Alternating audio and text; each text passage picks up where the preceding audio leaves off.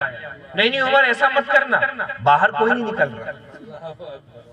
عمر دروازہ دروازہ جا کر لوگوں کو کیوں بتا رہے کہ عمر ایمان لے آئے؟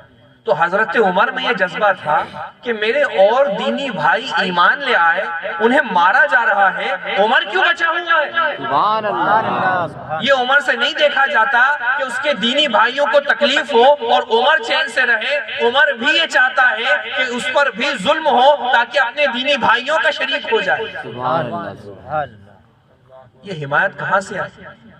ہر ایک ایمان لانے والا کوئی سگا بھائی تو تھا نہیں کہ میرا بھائی تکلیف میں کیسے خوشی میں۔ یہ دینی حمایت تھی، یہ رسول اللہ کی تعلیم اور ایک ایک جملے پر یقین تھی۔ تو حضرت بلال غلام ہو کر اسلام چھپاتے نہیں، اسلام بتاتے۔ سبحان اللہ۔ آج بہت سارے جوان داڑھی کٹاتے اس لیے کسی بھی علاقے میں چلے جاؤ پتہ ہی نہیں چلتا کون، شرم سے ڈوب مرنے کی بات۔ میں صراحت نہیں کرنا چاہتا، آپ بھی اسی دنیا میں جیتے ہیں، بڑے بڑے اسلام دشمن ظالم سڑ سڑ کے مر گئے، تو تم چہرے نہ بنا کر چھپا کر ان میں گھومنے کو فخر سمجھتے ہو کہ وہ کچھ بچا لیں گے یا وہ کچھ کر لیں گے۔ ارے جو ان کے گھاگ تھے وہ سڑ سڑ کے نکل گئے۔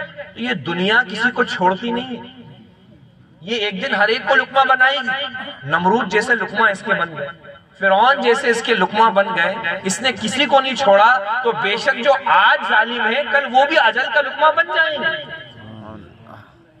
مگر آپ کا اپنے ضمیر کو بدل لینا، اسلام کو چھپا لینا، بدن پر ایسے علامتیں پہن لینا کہ پتہ ہی نہیں چلے کہ کون صاحب ہے، یہ بہت کمزور الایمان ہونے کی نشانی۔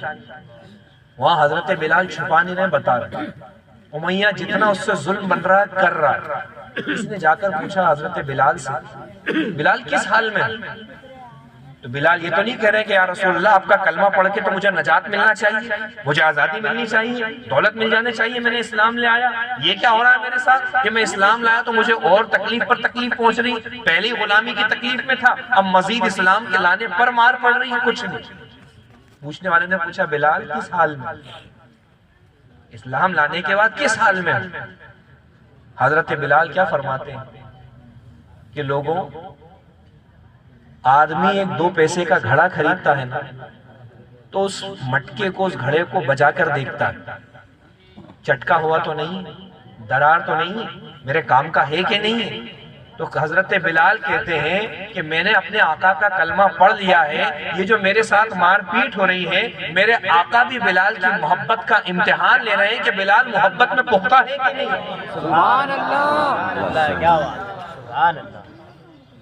ابو بکر صدیق رضی اللہ تعالیٰ اشراف قریش میں سے، حضرت عثمان غنی رضی اللہ تعالیٰ عنہ جیسے، آج ابھی تھوڑے دیر پہلے میں نے امیری کی بات سنی، کیا آج کی امیری اور کیا آج کے لوگوں کا دینا یا خرچ کرنا۔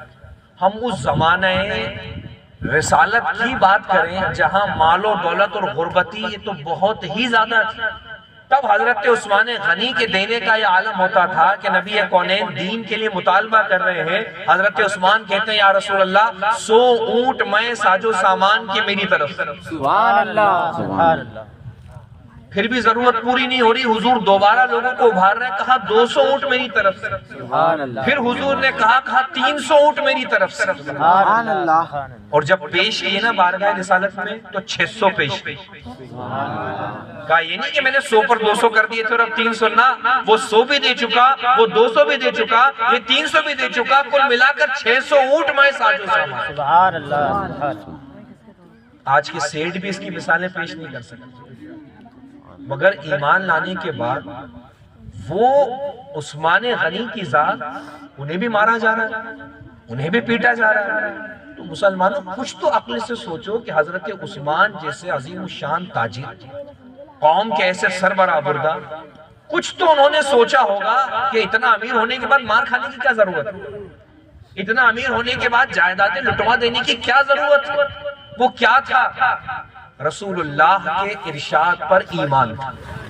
سبحان اللہ۔ میرے آقا نے فرما دیا نا عثمان برداشت کر، فرما دیا نا عمر برداشت کر، فرما دیا نا علی برداشت کر، ورنہ کیا صحابہ کو مارا جا رہا ان کے ہاتھ نہیں تھے؟ وہ پلٹ کر نہیں مار سکتے تھے؟ کیا ضرورت تھی مار کھانے کی انہیں؟ ایمان لے آئے ہم، اب ہم بھی ہمارا الٹوار کریں گے؟ نہیں۔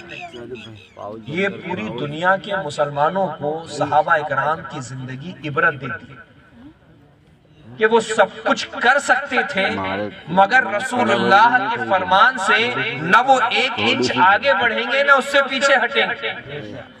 جو حضور نے فرما دیا اس پر کامل یقین۔ آج مسلمانوں میں اپنے آقا کے ارشاد پر جو یقین ہونا چاہیے اس یقین میں کمی ہے، اور یقین ہی وہ نعمت ہے کہ آج بھی ہم چاہتے ہیں کہ معاشرے سے برائی دور، شرابی شراب چھوڑ دے، جواری جوا چھوڑ دے، سود خار سود چھوڑ دے، تو بولنے سے سننے سے وہ نہیں چھوڑ سکتے جب تک اس کے اندر خود یقین نہ آ جائے۔ اسی جواری کو میں 1000 بار یہ مثال دیتا ہوں، بڑی آسان مجھے لگتی ہے کہ کہا جائے جناب ایک ماچس کی تیلی جلائیے اور پکڑے رہ جائیے اس کو، کب تک پکڑ کے رکھے گا وہ؟ کب تک پکڑ کے رکھے گا ماچس کی کاڑی جلا کے؟ 1-1.5 گھنٹہ ہاتھ کے وہاں تک نہیں آ جائے، اور جیسی لو اس کی انگلی پر آئی کیا کرے گا؟ کیوں چھوڑ دیا؟ ہاتھ جل جائے۔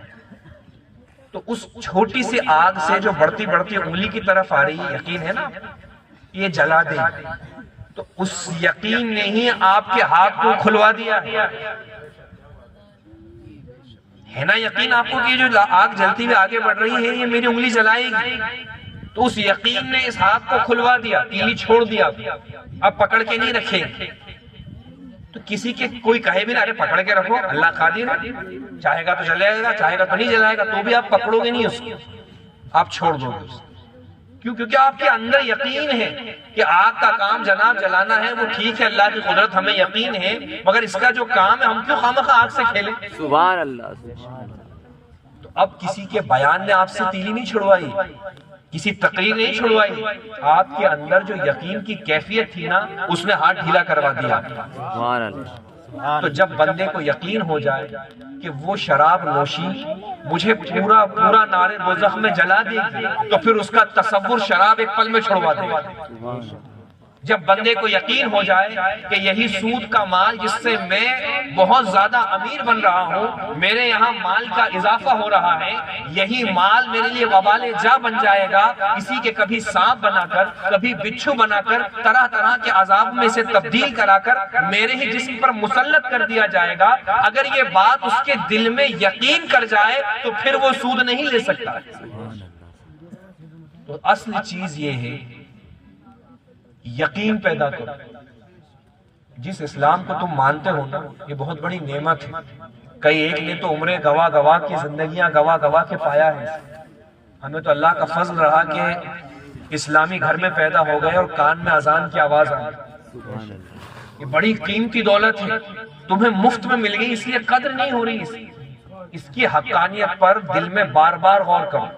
تم مسلمان ہو یہ کم بات، اسلام کی حقانیت پر غیر اعتراض کرتے ہیں، تمہیں اتنا علم بھی نہیں تم اپنے اسلام پر جواب دے سکو۔ لوگ کہتے ہیں جس خدا کو ہی نہیں دیکھا تم نے اس کو مانتے ہو، کیا تمہارا مذہب؟